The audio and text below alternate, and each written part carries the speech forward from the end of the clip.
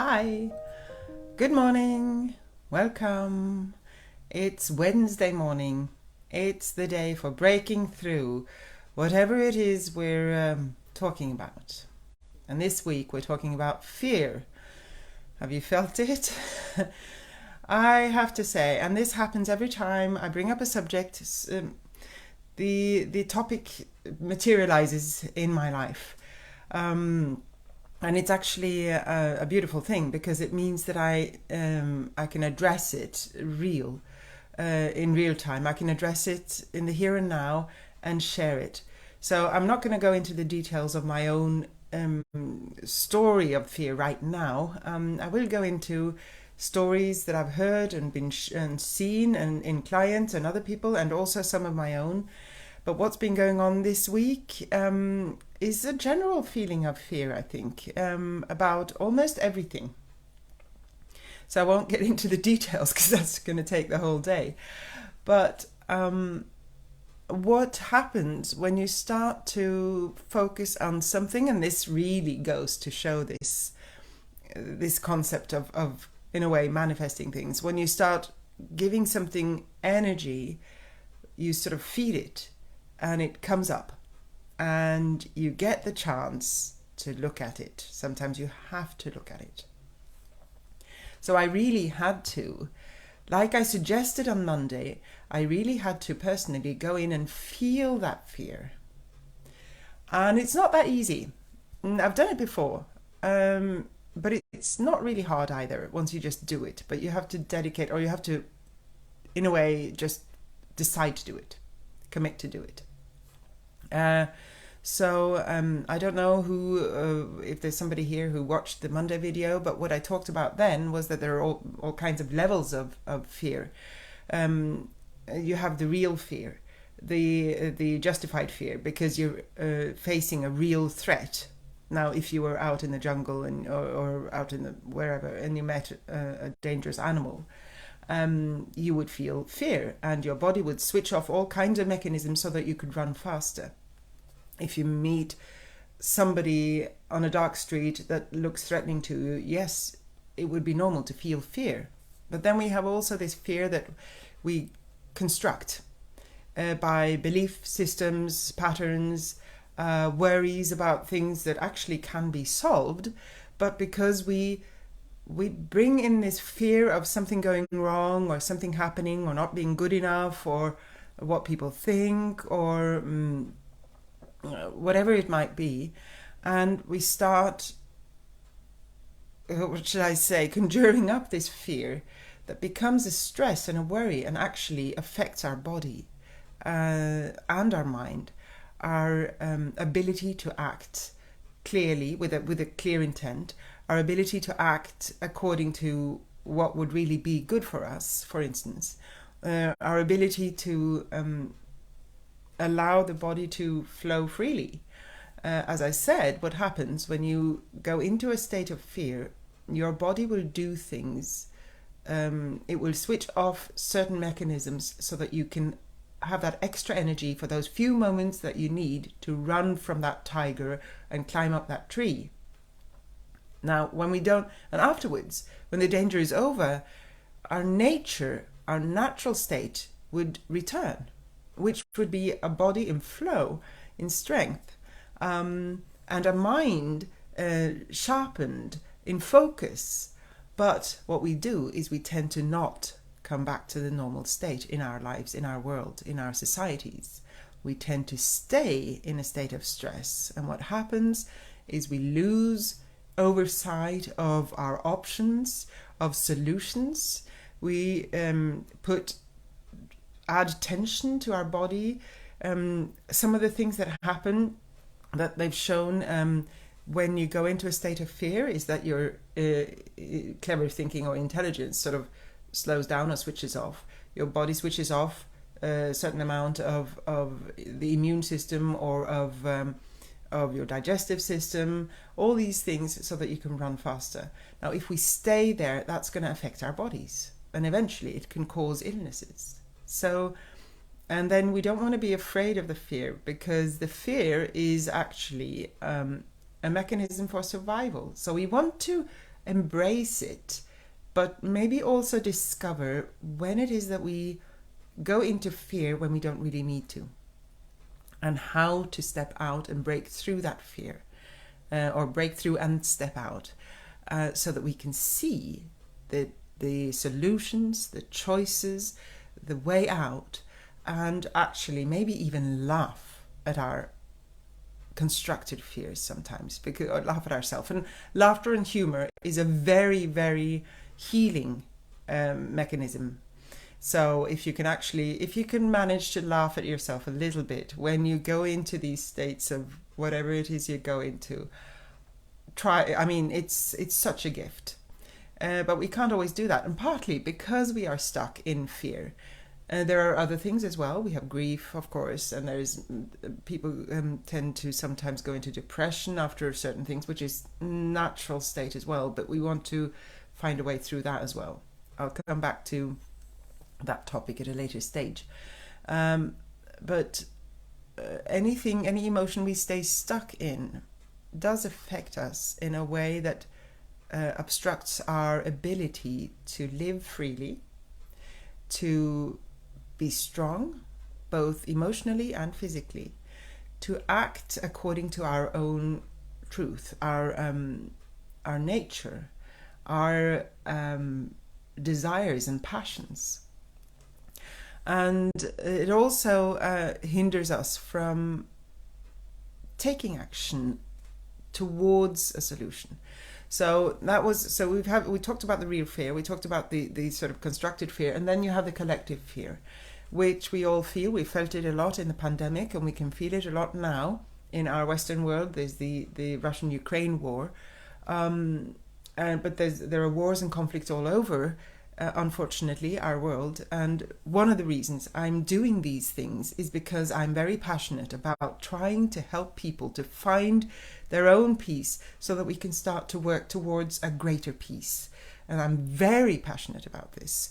It's what I'm building a big project around. It's what I'm doing, all my courses and all my readings and healings. It's to help people to connect to their ability to rise, to heal, to embrace both themselves and each other, and to take action. So if you are afraid of something happening in the world, maybe like the war, or affecting everything, including our economy and our ability to maybe buy food eventually, because it's becoming so expensive, and there's the accessibility of food is less now due to this one war, and the fear that can arise from this can stop us from really taking action to make a change. And some of the action can be done now, in the sense that you can start to find solutions for instance, your income. How can you increase your income so that you can afford these more expensive foods? But you can also take action in motivating other people to gather and to start finding solutions on a greater level. Or you can learn about conflict resolution and then go in and find a way of going into conflict so that we can start to heal all these conflicts and all these situations. And it seems impossible to go into a situation like that, the Russia-Ukraine war. How can we affect that? Well, maybe we can't at the moment. But what we can do is we can affect our own relationship with fear and despondency, and find something that we can do every day to increase our sense of hope and power. And your power lies in you here and now. So, and this goes both for the collective fear and your individual constructive fear, the one that you don't really need, because our worries about what people think, for instance, that does not make sense if you really think about it. I used to live by this, and it caused me to have a lot of stage fright when I was on stage playing the piano. It caused me to avoid talking to people. It caused me to hide or to act in a way that wasn't me, and to not make choices that were my own, but what I thought were the right thing to do. But once I started to look at this fear and went through my process of gaining my self-esteem and also connecting to my truth, my essence, it dissolved, it disappeared. It doesn't matter. I'm not afraid of people. I'm not afraid of standing out for who I am. I'm not afraid of going on stage anymore in the same sense. Yes, I can be a little bit nervous because, oh, wow, I'm going to be up there and performing my own music, and what will they think? But what happened the times I've done this is I managed to switch it and say, okay, I'm going to go out there and I'm going to be me. And so this is also sort of my medicine in almost every topic when it comes to breaking through. It's about coming closer to yourself, finding your own light, and I'll share a beautiful story about just that light with you that happened yesterday, and coming closer to your own sense of what resonates with you, not only what you want and your passions, because sometimes they are governed by belief systems, like maybe you want to have a higher status or a better car because that would give you a higher status or standing in your social crowd or whatever.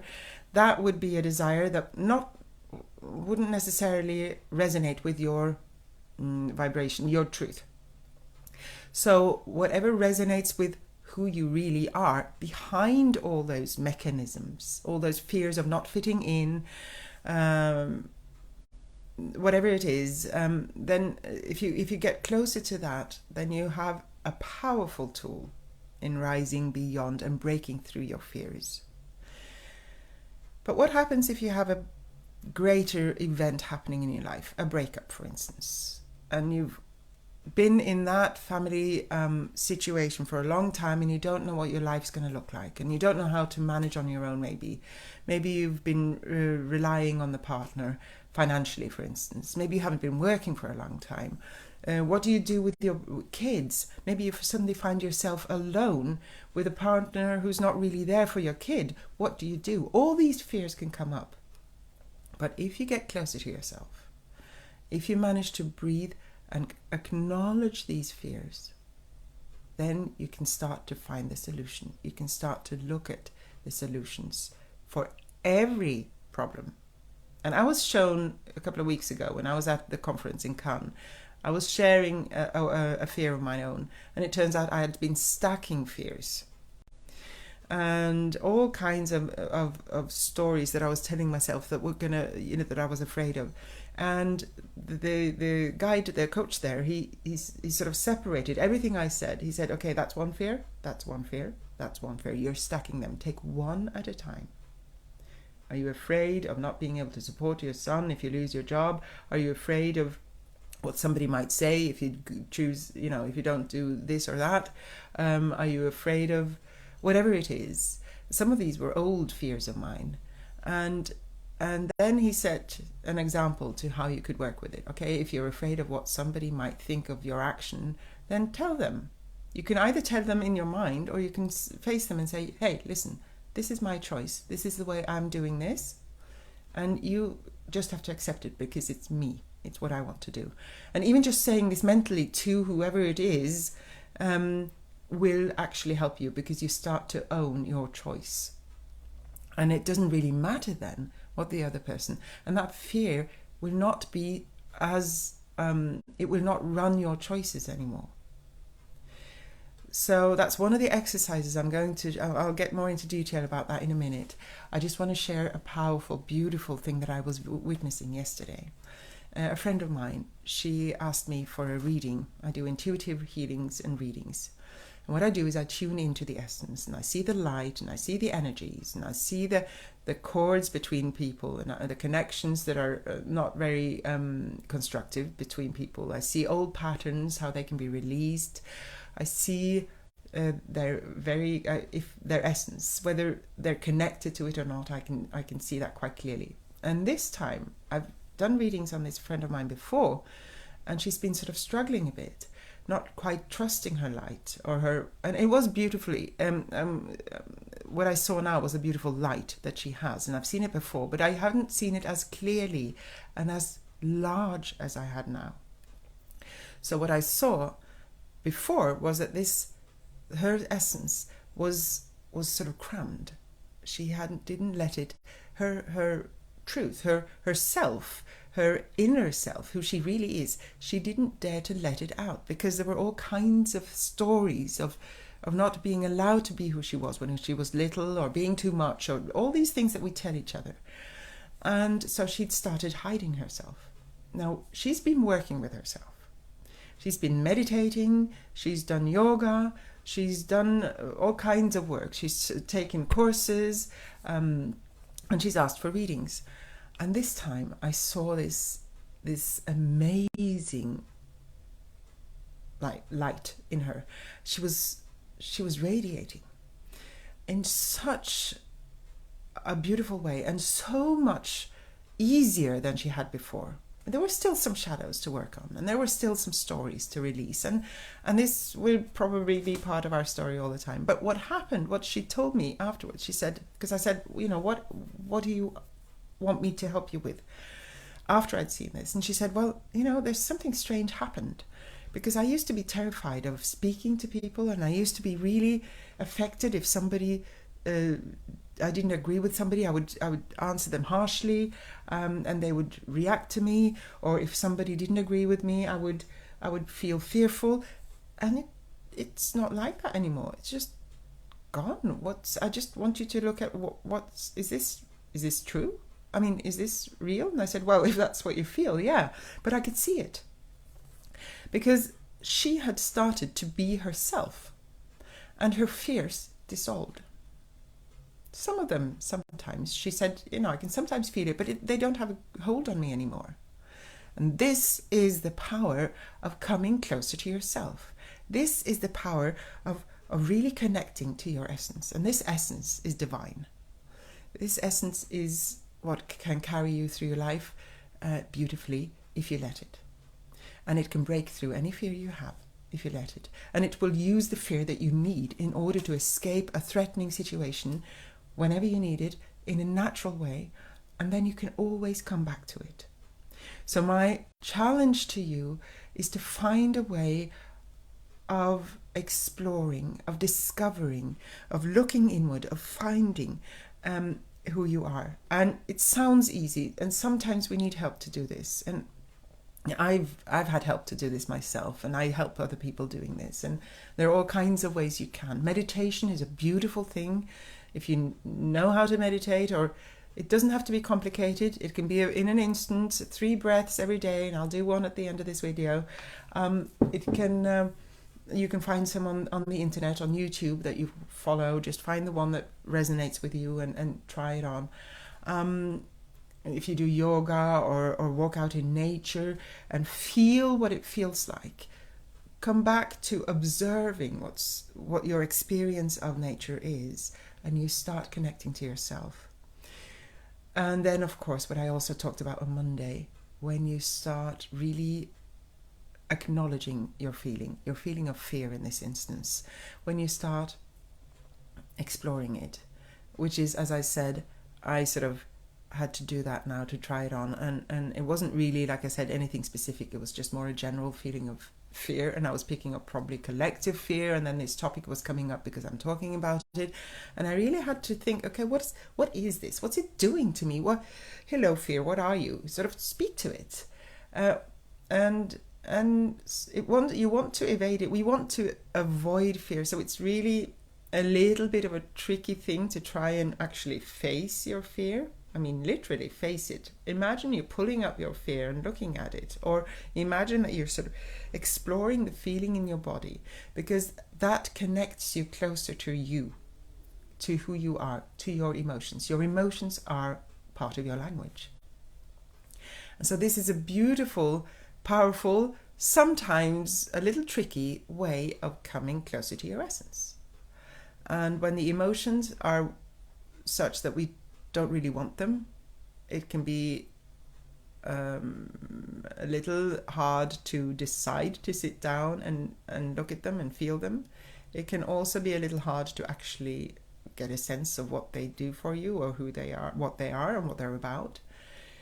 Sometimes, and this is the exercise that I was going to come back to, sometimes it helps just to write it down. And this isn't anything new, but a very powerful, beautiful, simple exercise that this coach showed me as well was to write down every fear in one column here, and then on the other side, think about a solution or many solutions, whatever you can do. Put words to it, because then you start overriding your fear. You start looking at the solutions and you start to see that there's a way out of it, and you can take action according to those solutions. So you can step out. And once you know that, oh, all I need to do is actually follow those steps, then it also becomes less overpowering, this fear. Because you know, okay, I'm afraid of what's going to happen. Maybe you're afraid of, I don't know, losing your job, or maybe there's a financial situation, or maybe you're afraid of something happening. Actually, that one coach, he talked about his wife had an illness a while ago, and he was terrified of losing her, and he was so afraid of losing her that he started lashing out at her. And what happened was that he started doing this exercise, and he realized, okay, she could die, but what he could, she didn't, fortunately, which is why I'm telling this, but she could have, and he would have had to face that reality. But what helped him to face that option was to look at all the other alternatives and to do everything he could to find some sort of treatment, or some sort of doctor, or somebody, or a psychiatrist who could help him through it. Just look at what is it that you can do when you're faced with a fear.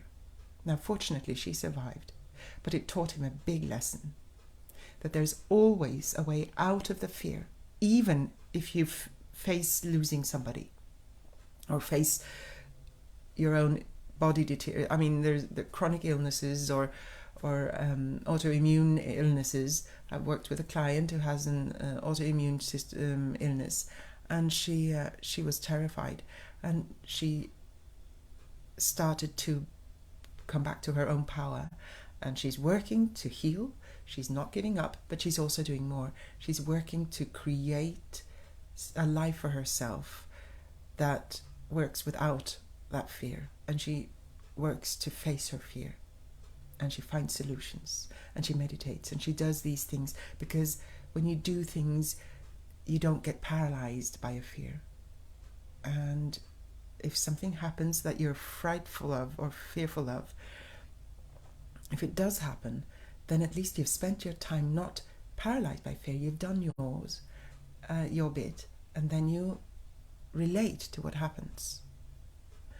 But it's very empowering to look at the solutions. So that's a very practical exercise you can do.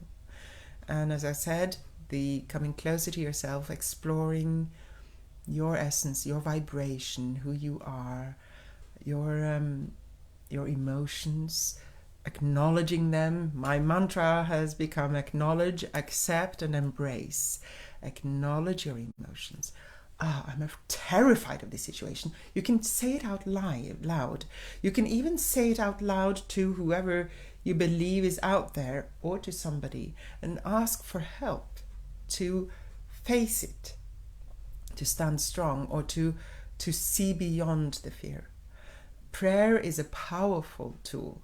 So if you have a belief, or even if you don't, if you pray out loud, then you can hear yourself, and you can your mind starts looking for a way of healing, or a solution, or a resolution. But I also believe, and I have experienced, that when you do ask for help to whoever is out there, and I have my own belief system here, I believe, for me, that I have a contact or connection to a higher realm and a higher force, and several energies. When I cry out loud for help, I find that I'm being helped. Whether it comes from me or from the outside, it doesn't matter, but it helps, it works. So if you're terrified and you can't get out of it, and you can't see the solution, cry out for help. And that was the third thing. I think the fourth thing that you can do is try to because that's another thing that happened to me. I just gave up once when I remember my first experience of this. I was terrified of a situation, and I thought, okay, that's going to happen. Okay, I give up. And what happened then was, boing, I had the solution, clear as crystal in my mind, and I knew exactly how I could solve it. It just broke through because I gave up my fear, but I also gave up trying to fix it. And it came. And letting go and giving up is sometimes very difficult. But when you get to that point where you can't do anything, you'll find it. You'll see. The solution will come to you. So I think that some people talk about dancing with fear, communicating with it, being in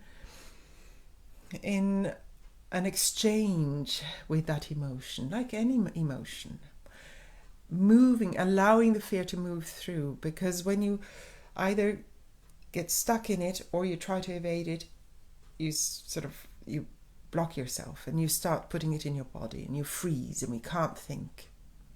So allow it to flow, acknowledge, accept, allow it to flow, embrace yourself in that situation.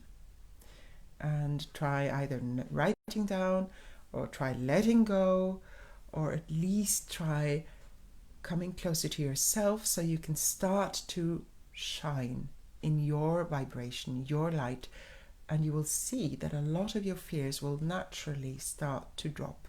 The unnecessary fears, those that come from our belief systems that are not ours, but that we've been taught or shown either by our parents, by society, or other peers or other influential people in our lives, they will start to drop and you will eventually not recognize them. Like my friend yesterday, she's like, it kind of comes back, but it's not there really. It's not me. And she was a bit confused, but she'd done the work. And suddenly she could stand up for herself and she could speak back to somebody who would disagree with her clearly, easily, and they would understand and they would not feel threatened. So you've got the power. You can do it. We all do. And this is part of our peace work. When we start doing this, I mean, when she can communicate with somebody in an easier way so that the disagreements don't blow up or become a source of pain, that's peace work. And this, if we do this, all of us, imagine the impact on the world. And this, again, as I said initially, this is my driving force for everything I'm doing now, is to do what I can to enhance my peace, the peace around me, and ultimately the greater society in our world. So I welcome you to join me. I'm very, very happy to see, I see my mother is here, and Valera, I don't know you, but welcome. And there are some other people here, and there will be more people seeing this later. I hope you enjoy it. Let's do a quick breathing exercise. I've done this. This is the longest one I've done, I think. So, big topic. Let's breathe in some calm. Okay, let's take a deep breath. Breathing in a sense of peace into your heart. Imagine that you can just bring that energy into you. And as you breathe out, feel how this sinks down into your hips, anchoring your sense of peace and calm in your root, in your hips. Breathe in this natural state of peace, of love and calm into your heart. Your essence knows what it is and loves being reconnected with it. And as you breathe out, bring it down through your spine, down to your hips, and anchor yourself in this peace, in this calm. One last breath. Breathe in whatever color that you resonate with when I say the word peace and calm. Breathe it into your heart and allow this color to permeate through your body as you breathe out, and allow it to eradicate any other color that you don't need at this moment, and feel that you can allow all your cells to be touched by this energy. And just trust that this happens. You don't need to do anything. Your intention is enough. And then bring your hands to your heart. See if you can bring your awareness into the inner essence of you, to the center of who you are, and explore what it feels like. Give thanks to yourself for giving yourself this opportunity, for connecting to yourself, and for giving yourself this time. Gratitude also eradicates fear. You can't do both at the same time. Find one more thing in your life that you're grateful for and give a big thanks for this one thing in your life. And with that, I bid you a beautiful day. Many blessings. Bye-bye.